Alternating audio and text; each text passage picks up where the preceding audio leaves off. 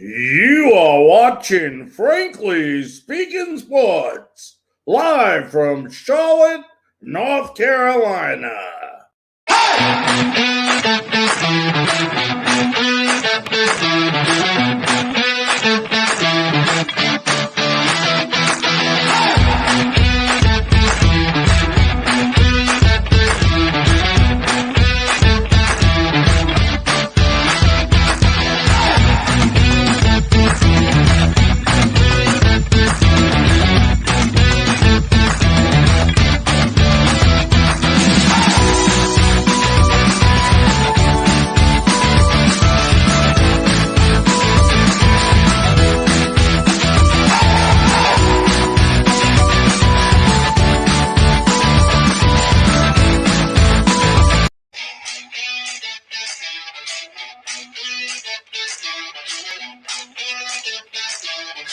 Good evening, ladies and gentlemen, and welcome to another episode of Frankly Speaking Sports.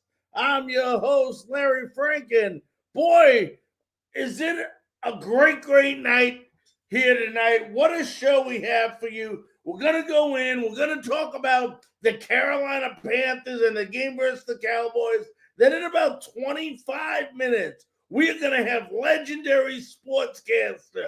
That's right, Legendary Sportscaster Pat O'Brien, who had worked for CBS from 1981 to 1997, covered such big events as the Olympics, World Series, Super Bowl, NBA Finals, NBA Draft, NCAA Championship football, the Final Four, and so on, will be joining us in about 25 minutes. So we're looking for that. We want to welcome our good buddy Jonathan on tonight. Thank you so much, Jonathan, for watching. If all you folks can do me a quick favor as we get the show started, please share this to your timeline.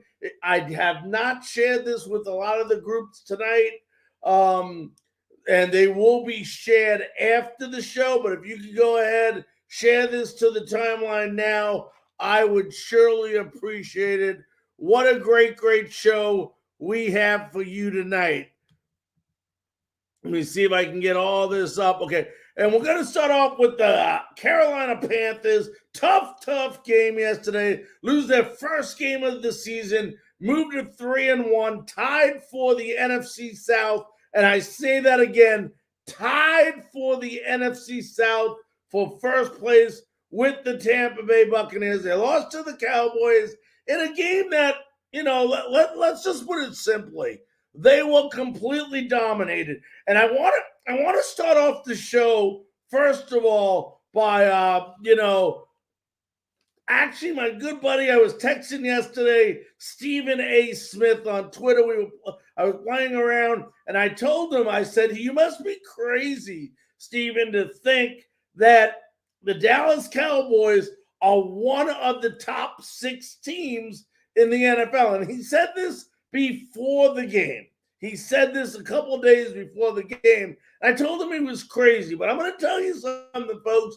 After watching that game versus Carolina yesterday, I have to admit I was wrong. I was wrong. Stephen A. Smith is correct. This Cowboys team, when you looked at it yesterday and you watched them played every single facet of the game, this team looked good. They looked real good, the Cowboys. I mean, offensively, they looked good. Dak did what he had to do to win. That running game was tremendous with Pollard and Zeke Elliott.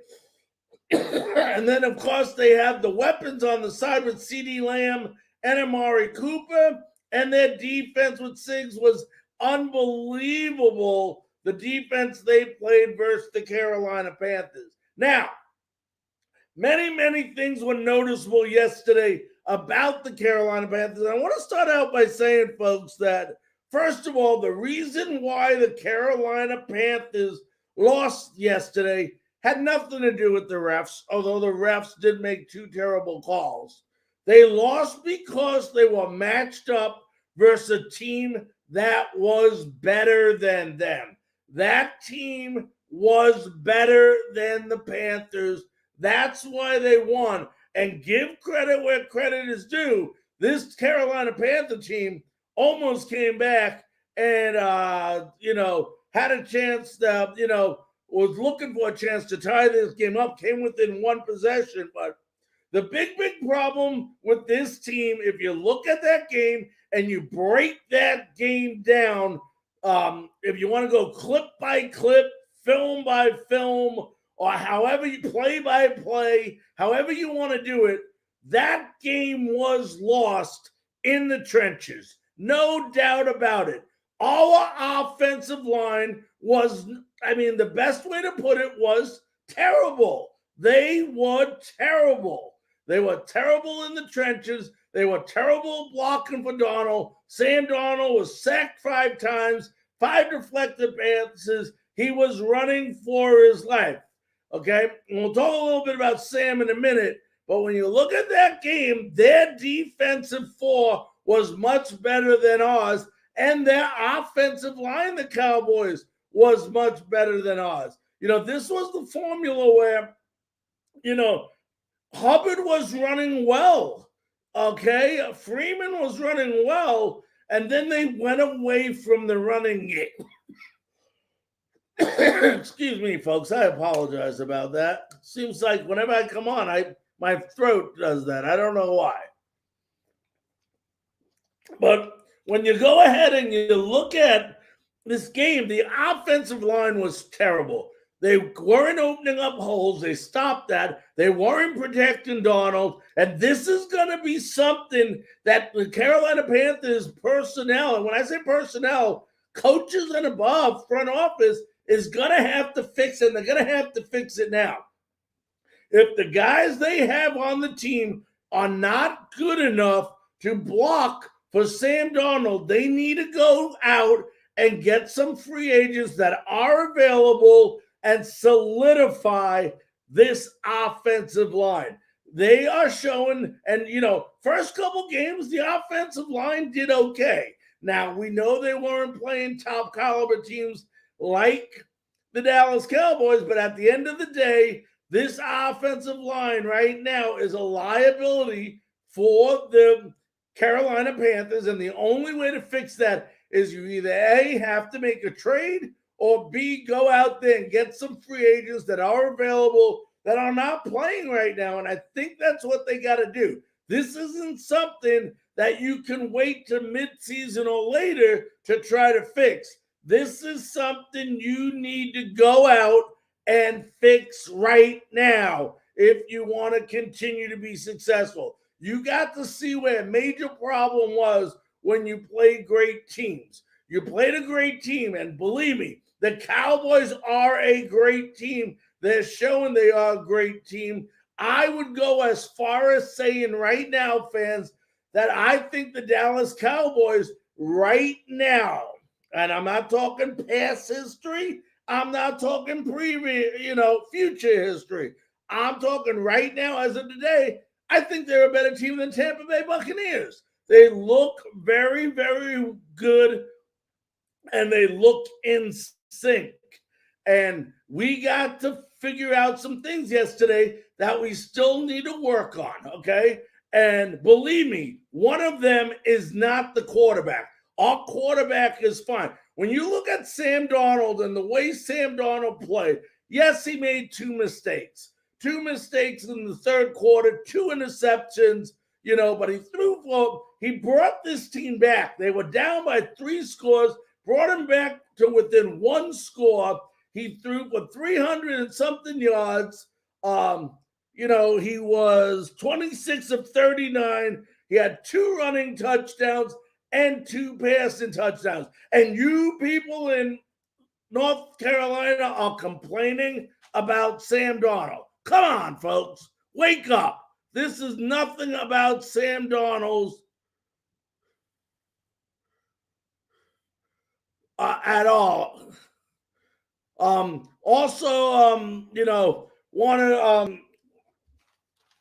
Excuse me, I was reading something, folks. But Sam Darnold is a good quarterback. He's proven last 3 games, he's thrown for over 300 yards, Sam Darnold will be fine. Defensively, that defense that was so good with the running game, the first 3 games only allowing 45 yards, all of a sudden, went just fell apart yesterday. Zeke Elliott ran for 143 yards and a touchdown. Pollard ran for 67 yards. Prescott ran for 35 yards. They ran for over 200 yards as a team. Our defense did not hold up. That was the first problem in the trenches. Second of all, damn it, find a kicker already. Okay? You should have never gave away Santoso. You were so worried about a damn 7th-round draft pick that now you're going to have issues kicking. And folks, some people say, well, Larry, it was a 54-yard field goal. That's right. I look back and you go, it was a 54-yard field goal. A kicker in the NFL should be able to make a 54-yard kick consistently. Otherwise, he should not be kicking on your team. And right now, if Matt Rule is not comfortable with his kicker, it's time to waive this guy and get another kicker. I don't care if you have to go through 12 kickers this season. Get the right kicker in there so you don't lose games. Also want to remind everybody, as we continue to talk about the Carolina Panthers, let me see if I can get this up here. One of the great things about, doing these shows, you meet a lot of different people and a lot of different groups. And I got to tell you, if you want to go ahead and definitely become part of a group that does it right, join the Carolina Panthers Den on Facebook. I'll tell you what, they're unbelievable, they're friendly, and they're positive. When the team lost yesterday, didn't see a lot of negativity. You saw a lot of promise, a lot of upbeat people saying, we will be fine, we will beat Philadelphia next week. That's what the Carolina Panthers Den Facebook group is all about. And let's see if I can put this up. Here's a little something we're putting up right now that our friends from the Carolina Panther Den put up. Come join them and share your Panthers love and fandom.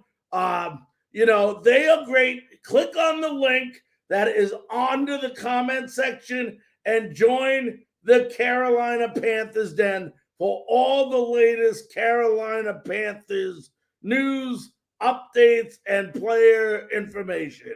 That's the Carolina Panthers Den on Facebook. All right, folks, so we'll continue talking. If you want to leave any comments, please go ahead and do so. We'll get to them as soon as we can. Love to know what you think about yesterday's game, but in no way, shape, or form is that Sam Darnold's fault. I hear people automatically talking this morning. Is Sam Darnold the right guy? Is he not the right guy? Sam Darnold is the right guy. He's definitely the right guy, and you'll see as the season goes on. And you know what, guys? I don't like losing, and I don't like saying losing is a good thing. But we lost the game. It woke us up. Let's get ready for Philadelphia at home at Bank of America Stadium. Let's have a loud, huge crowd represented. Hopefully a lot of our Carolina Panthers Den group members will be going to that game. That would be awesome. But, the other thing is we lost the turnover battle. If you notice, Dallas did not turn the ball over yesterday at all. Well, okay, they did, but the refs, of course, said it was forward progress, and it didn't count. It was a terrible call, but that did not lose the game. It might have changed, the complexion of the game at that time, but at the end of the day, we made too many mistakes to lose that game. I mean, like I said, our running game, I thought Hubbard was running great.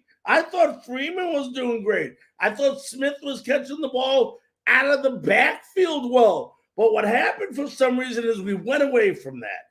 We changed it, and you don't change things that are working. And the next thing you knew, you had Darnold throwing the ball, threw it 40 times, which isn't astronomical, but still you needed a little more balance, because if you look in the second half, once you went behind, you have no choice but to throw the ball. There was a couple of deep balls that were missed, and that'll come with time. I'd rather see a guy like Sam Darnold throw the ball too far where it's over the guy's head than too short and intercepted. So give credit where credit is due. That'll happen eventually. And as far as, it's easy for us to go ahead and look at, replays and say, TJ Moore, Terrence Marshall, Robbie Anderson, they were open. He had him downfield. You got to understand, when Sam is checking down and looking at different receivers, you don't really know what order he's looking at those receivers. So at the time Sam looks at those receivers downfield, it's a split second. They may not be open, and then all of a sudden they get open. Well, he's done looking at that receiver, and he's already going to another receiver. That's the way a game of football is. It's all about timing, breaking these moves, and understand that, this is going to come with time. We are a better team than the Philadelphia Eagles. That's who we play. Then you got the Minnesota Vikings, okay? I don't want us thinking ahead. The only game we need to think about right now is Philadelphia. What Matt Rule has to tell these guys is, hey, listen, this game is over. It's over. We did not play our best football. We know that we could play better than we played. We need to come out ready this Sunday and play top-notch football against the Philadelphia Eagles. And I think you will see them do very, very well. But as far as Hubbard and the running game, yes, Christian McCaffrey wasn't there. Yes, Christian McCaffrey's a big part. But I'm going to tell you right now, McCaffrey's playing that game, we still lose. We still lose. That was a better football team than the Carolina Panthers. Now, that doesn't mean later in the season that we cannot become better than them. We have some work to do, folks.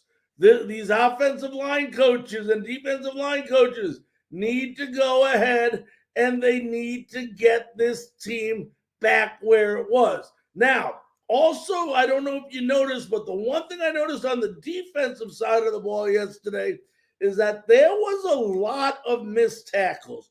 Shaq Thompson included in that. I saw quite a few tackles that should have been made where we should have got the guys down low, wrap them up, and bring them down, and instead we allowed them to get huge yardage, which just shouldn't be. But once again, that game is over, folks. And, you got to move on. You got to move on. Want to remind everybody that's joining us, we are about 5 minutes away from having legendary sportscaster Pat O'Brien on with us.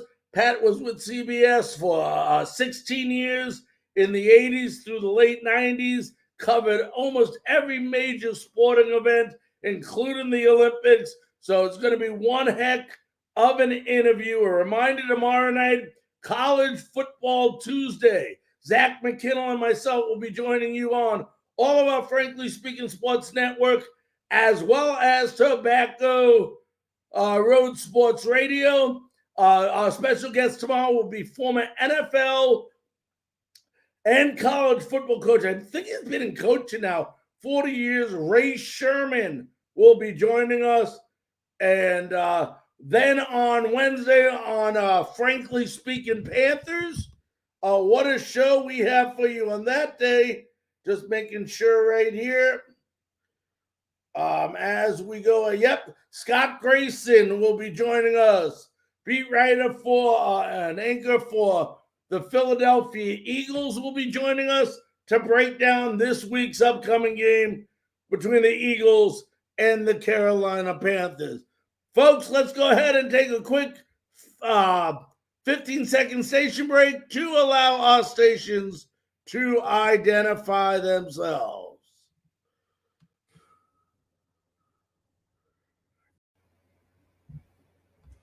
You are watching Frankly Speaking Sports, live from Charlotte, North Carolina.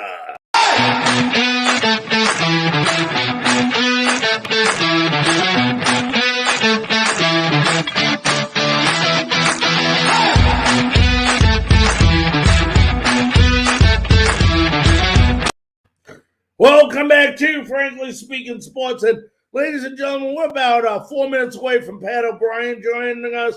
After that interview with Pat, what we're going to do is we're going to break down the AL and NL wild card games in that are about to happen. Tuesday night, you have the Yankees and Red Sox from Fenway Park, and then Wednesday night from Dodger Stadium, you're going to have the Cardinals and the Dodgers.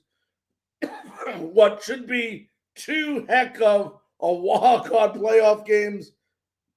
You got the Yankees and the Red Sox getting in yesterday in game 162. And then, of course, you had the Cardinals, who had that big 17-game winning streak, finally clinched with that amazing run. And then the Dodgers lost out to the Giants for the NL West. Both teams won over 100 games, but came down to the last game of the season. The Giants won. They win the NL West. So just great time to be a baseball fan, playoff time, and we're looking forward to that. For anybody that wants to go ahead, comment on the Carolina Panthers loss to the Dallas Cowboys, please go ahead and do so. We got some texts on the text line talking about if Sam Darnold is good enough to remain a quarterback. I mean, that's a foolish question and a very silly question. And, you know, even the local media, you know, they like to stir things up about, is this good? Is that bad? Is this good? At the end of the day, you were beaten by a team that was better than you. That's all you have to know. We got our butts whooped yesterday in every facet of that game. It's okay. It's one game. There's 17 games in a season. That means you still got, 13 games left this year, okay? A long season left, so everybody relax. And guess what, folks? Don't forget what I'm about to tell you. The Carolina Panthers are tied for first place in the NFC South with the Tampa Bay Bucks. So it's a tie. They don't play to, I think, the last 2 out of 3 games of the year, week 16, 17, and 18. I think they play 16 and 18, if I'm correct, the Buccaneers and Carolina. So plenty of time to get ready for that. You know, the Buccaneers are hurting right now. So it's a great time to gain some ground on the Tampa Bay Buccaneers, who they did win last night in Brady's return to New England. It wasn't easy, but they did win. So, you know, we just worry about ourselves, go into Saturday, do the things fundamentally that we were doing right the first 3 games, and we will prevail versus the Philadelphia Eagles. I say that over and over again, that we will prevail. As I look at my messages to make sure that, all right, let's make sure.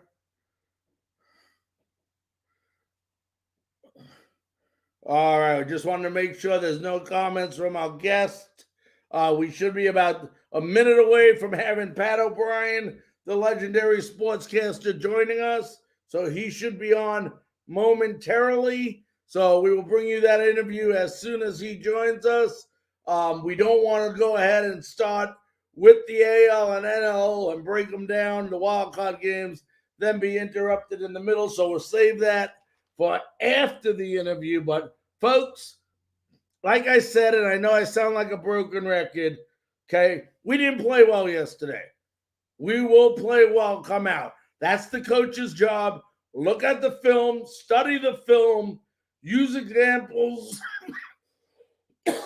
on the film, and then go ahead and teach these guys what they went wrong, who did wrong. Joe Brady's smart enough to, I thought he overall had a great game plan coming in. They just changed it up for some reason and stopped that running game. I thought a little too early. But other than that, folks, hey, we learned a lot from yesterday. Hopefully it'll help us in the future, and we will be a better team, hopefully, in the long run. Let me let them know that we are ready to go here. All right, there we are.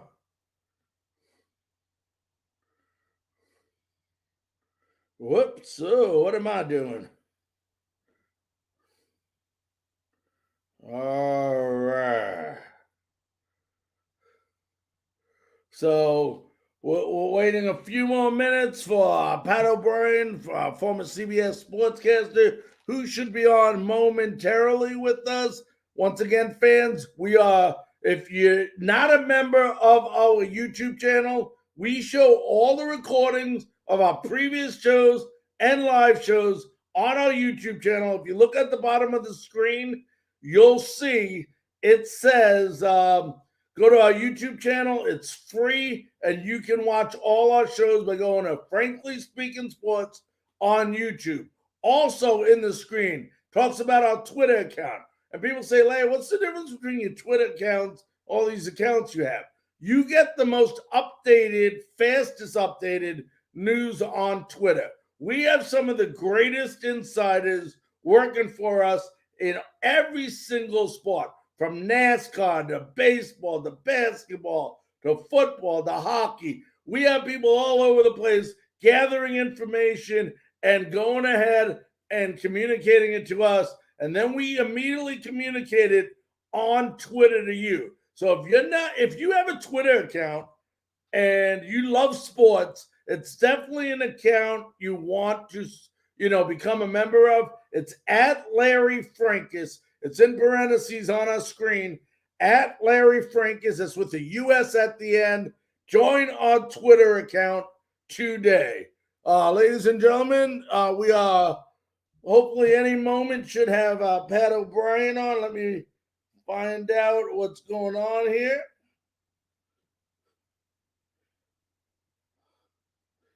But we'll give it a couple seconds, and then we'll go ahead and we'll start with our next segment and then just adjust accordingly. Those of you folks that are on, if you want to go ahead and join, leave a comment about yesterday's game, what you thought. We'd love to go ahead and hear it.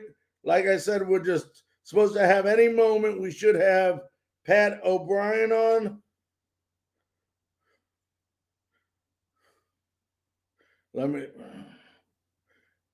So that's what we are waiting on.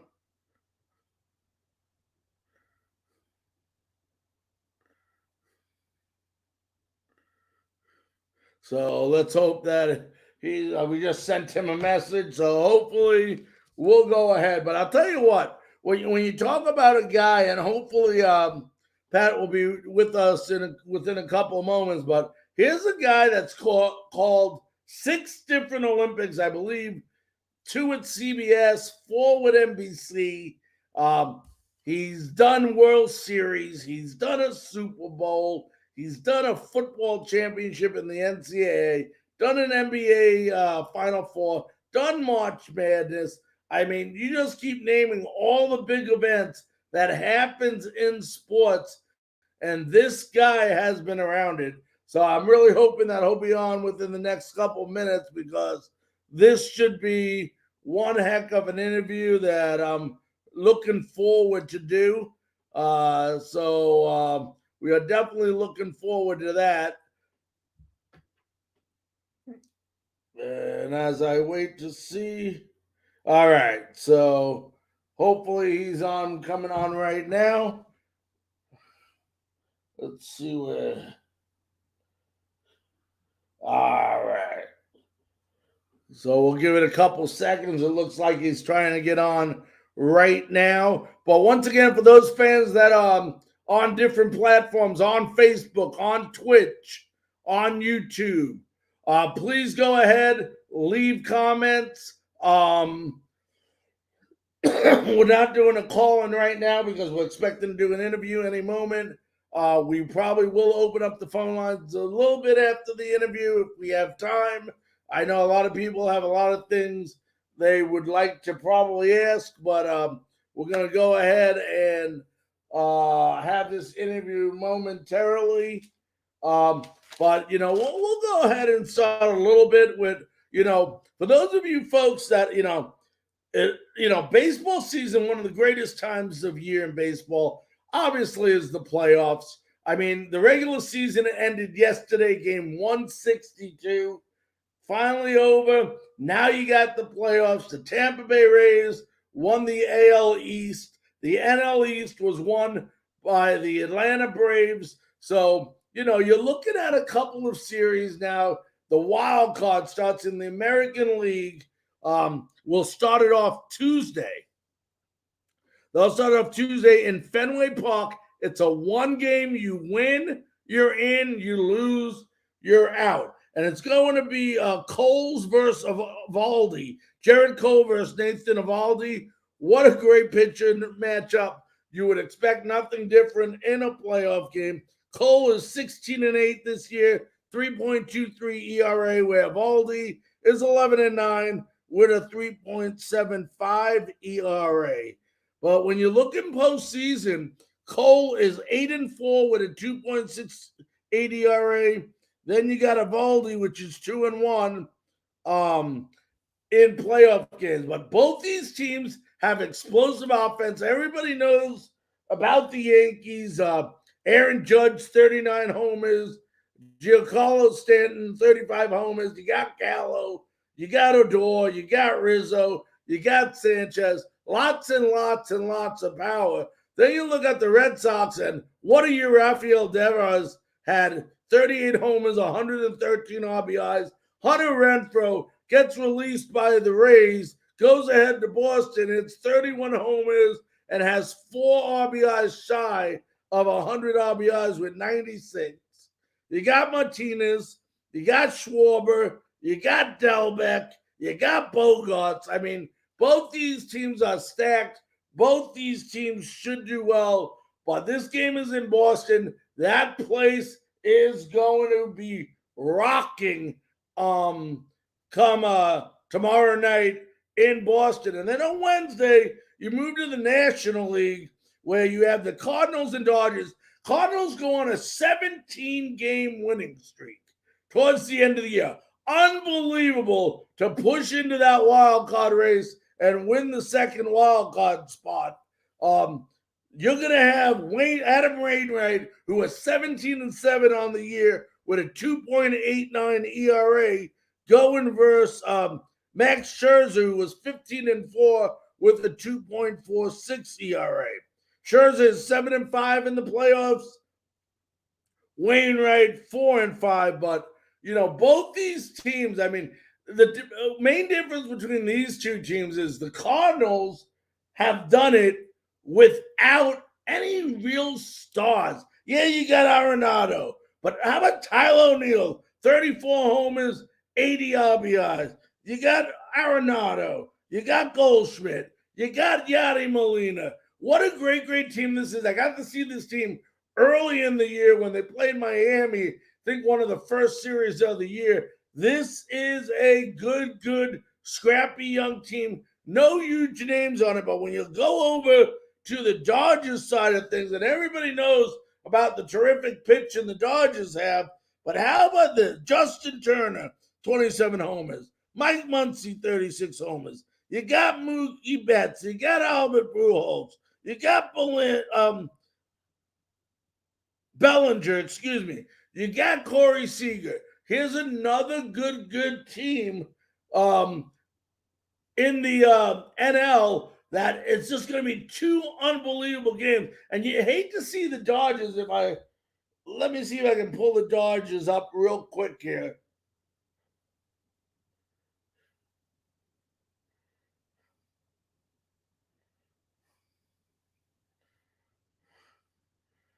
All right, I pull up the Dodgers here. I'm pulling this up, folks. I just want to make sure I got all my... There we go. You look at the Dodgers, and they won 106 games, and it comes down to one game. I don't really like the way this system is made up. They were 106 and 56, okay? Just incredible. Okay, let me just... Excuse me one second, right by the... I sent you the link. It's video.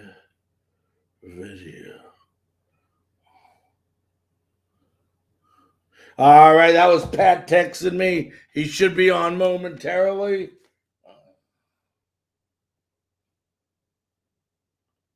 Let's see if we'll go ahead and answer that. Let me try to get this on here real quick for him. But we'll wait a moment for Pat, see what if he's coming on or if we're going to make a phone call here and get him on that way. So, but either way, we should have Pat O'Brien on momentarily for you folks joining in.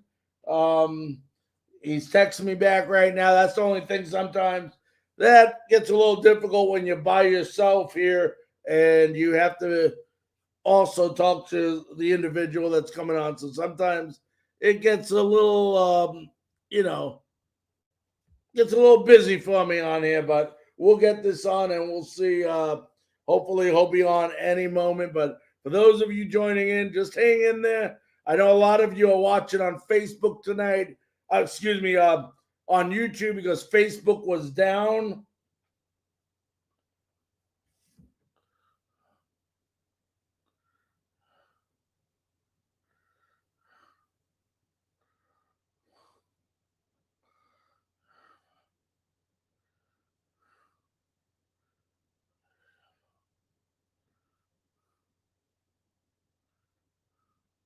All righty. Having trouble getting on, he said.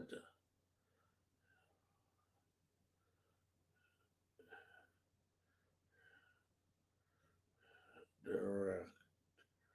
You write in. But so we're just talking there, trying to get him on. He's trying to get on right now. If it doesn't work, we'll go the old-fashioned way, folks, and we'll go ahead and interview Pat over the phone. So we'll try to do that. Right now, we'll give him one more chance to get on with us.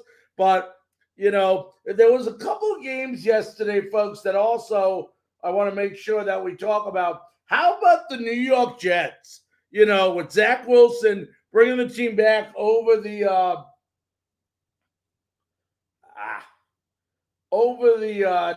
Titans yesterday. I'm pulling that up. So, yeah, 27-24. Jets won it in overtime. Just incredible. A field goal missed by the Titans that would have tied that game up. Probably ended it up in a tie.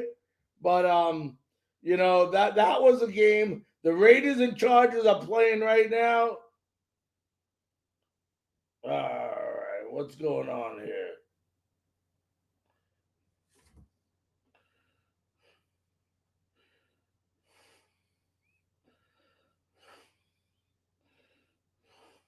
Let me send him another copy of this.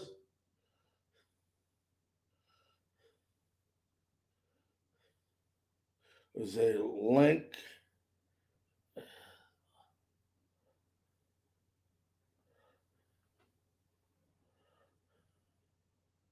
But he's trying to get in, folks. I do apologize.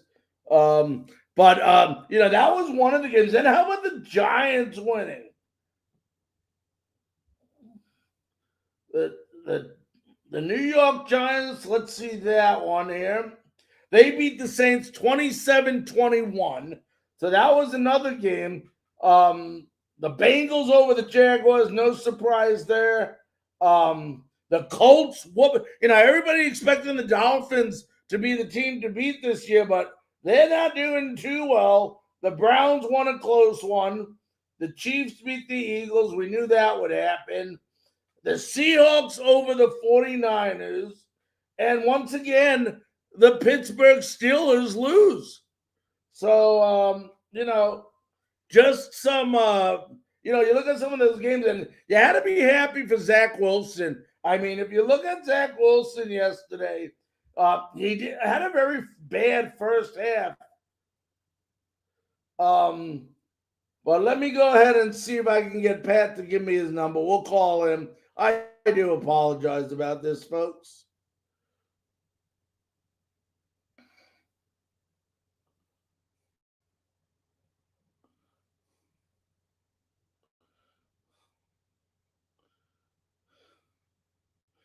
All right, he must not. Okay. What's your phone number? We'll call him.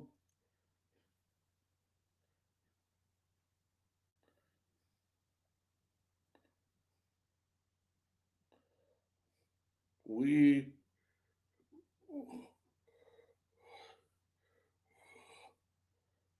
do it on phone.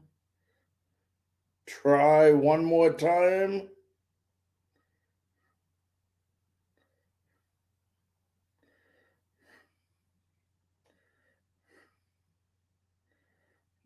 Doesn't work, I'll call you.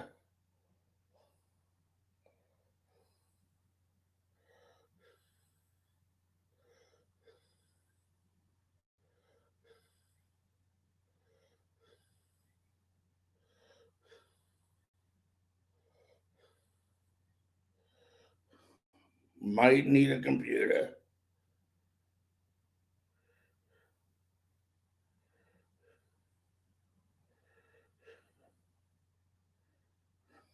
By video. All right. We'll try that. If not, we'll give Pat a call and we'll have this interview, folks. I do apologize about some of the confusion here with us getting this guest on. So I know we've been trying now for about 20 minutes. So we'll try one more time. If not, we'll give him a call and we'll get the interview done that way. But yeah, I thought Zach Wilson did a great job yesterday and bringing the Jets back. And how about Daniel Jones? Over 400 yards passing. So just an incredible job by the New York teams to go ahead and both get their first victories of the year. We're going to take a quick 15-second station break. And when we return, we'll hopefully have Pat O'Brien coming on. You are watching Frankly Speaking Sports, live from Charlotte, North Carolina.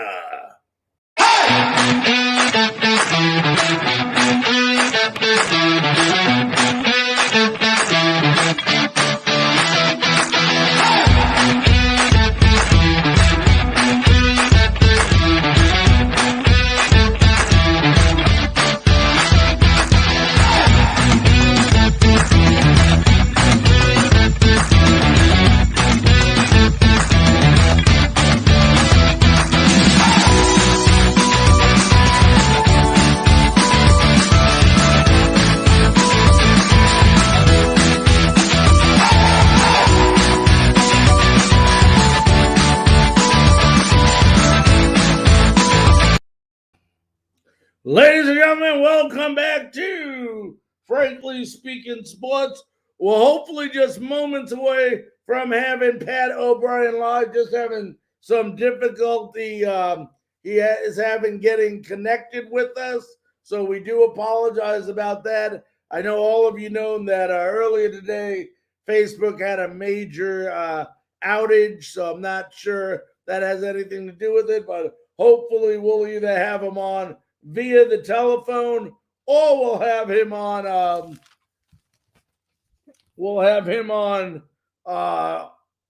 through video or phone. One or the other, as he's typing back right now. So we are texting each other, trying to get him on right now.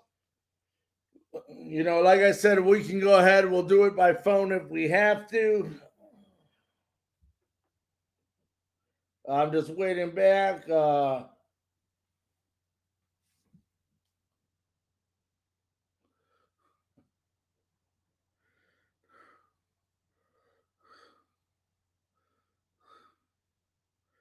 Number.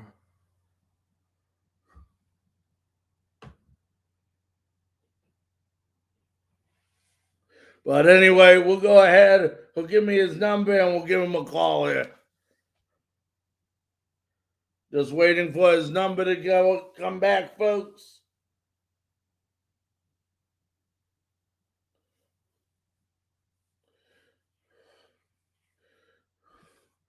So just bear with us a few more minutes. I want to thank all of you who is doing that. Let me go ahead and give him a call right now.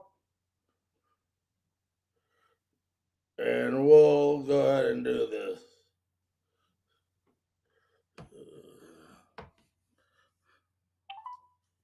The email subscriber at 81828404755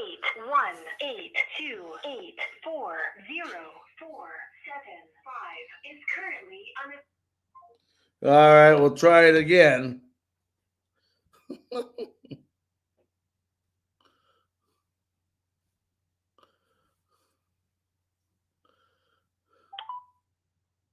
email subscriber.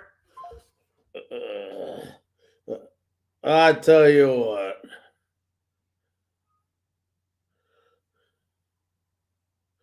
All right, let's go ahead and.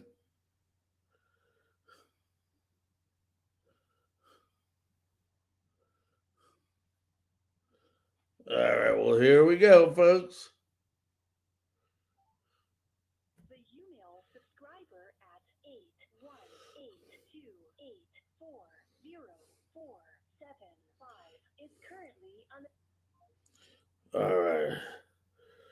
Says you're unavailable, Pat.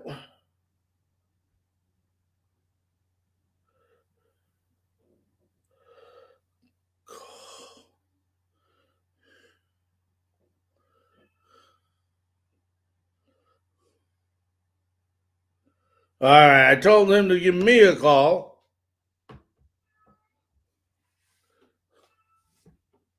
So we're trying to get him on right now.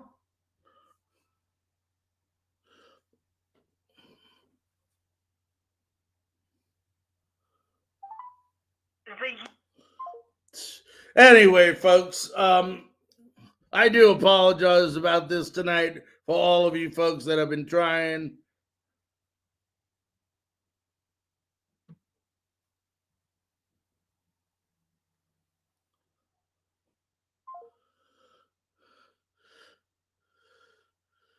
All righty, there we go.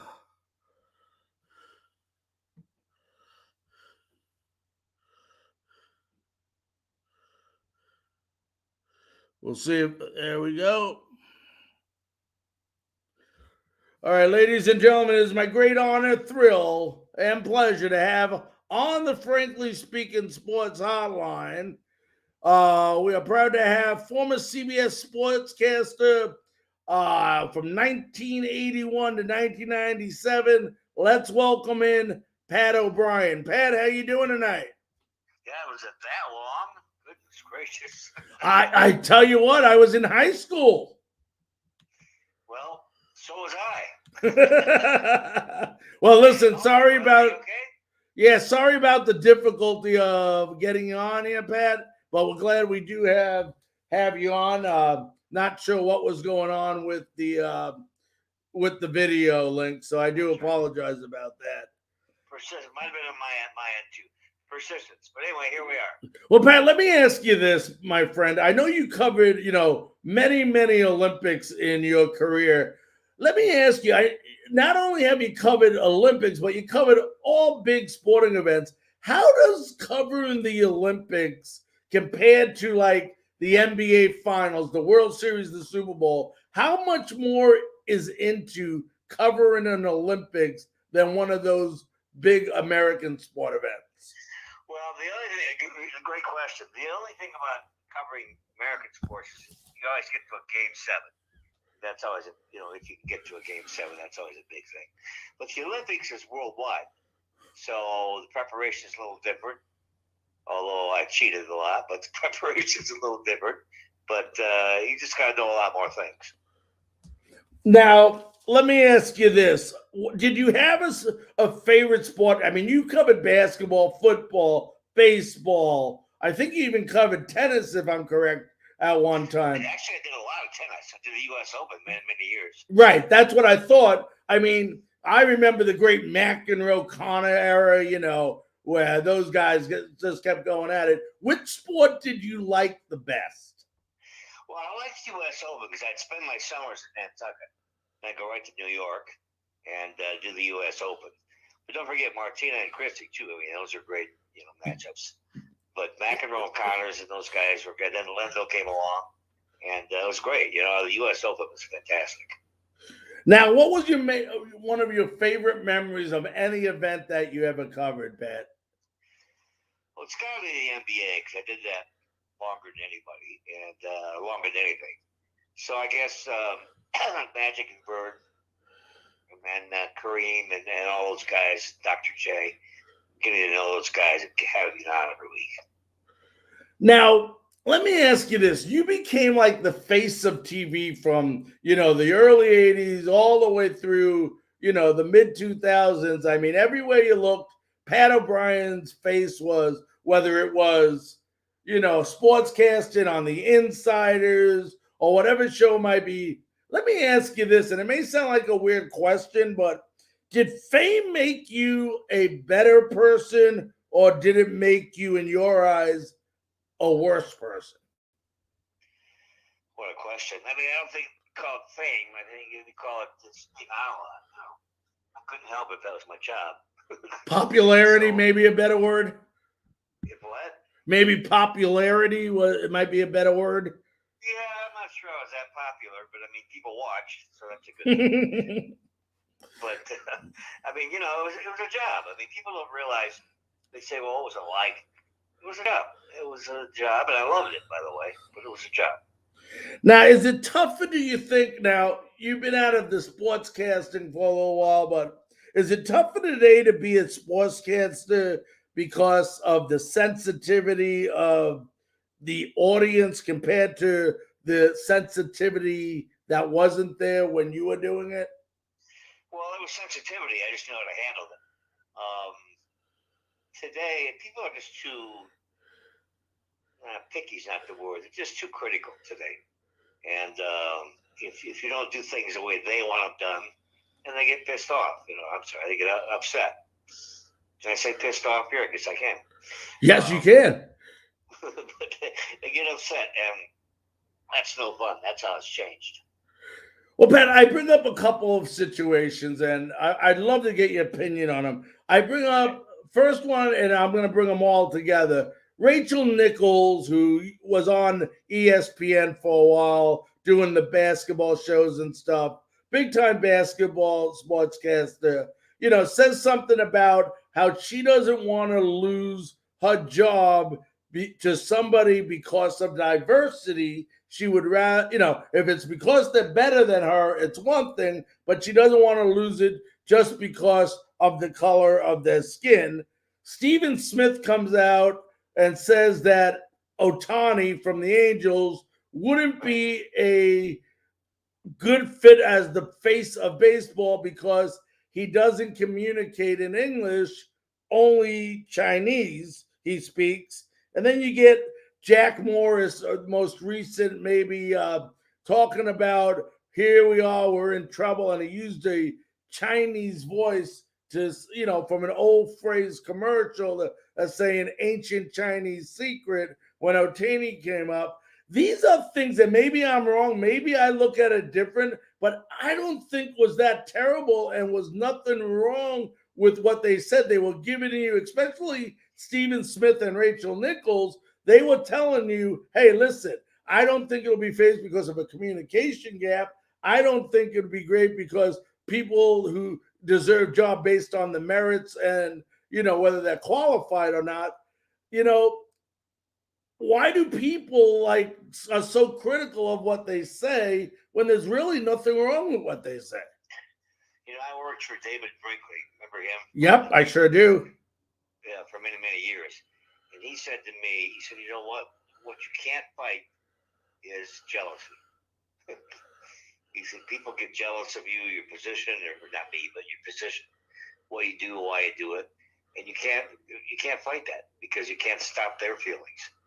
So you deal with that all the time when you're on TV. Yeah, but shouldn't some of these bigger corporations, you work with CBS, NBC, these big corporations, shouldn't they back their employees, especially if they feel honestly what they say was not correct, and just tell the fans, hey, listen, I know you watch us, we appreciate you watching us, but at the end of the day, this employer of ours did not say anything wrong. Depends on how much they want to keep you. If they don't support you, if I'm not supported, I'm out of there anyway. So if they're smart, they won't do what you say, but they'll paddle you along and then make sure you feel okay about things. Now, how is the Insiders different, that show? Obviously you don't deal with all sports and everything, but what was the major difference between being a sportscaster and doing the show, The Insiders? Well, the big difference for me was by the time I got to The Insider, everybody knew who I was. So it was easier to, easier to get guests, easier to do the red carpet and all that sort of thing. But The Insider was easy. It was just easy television.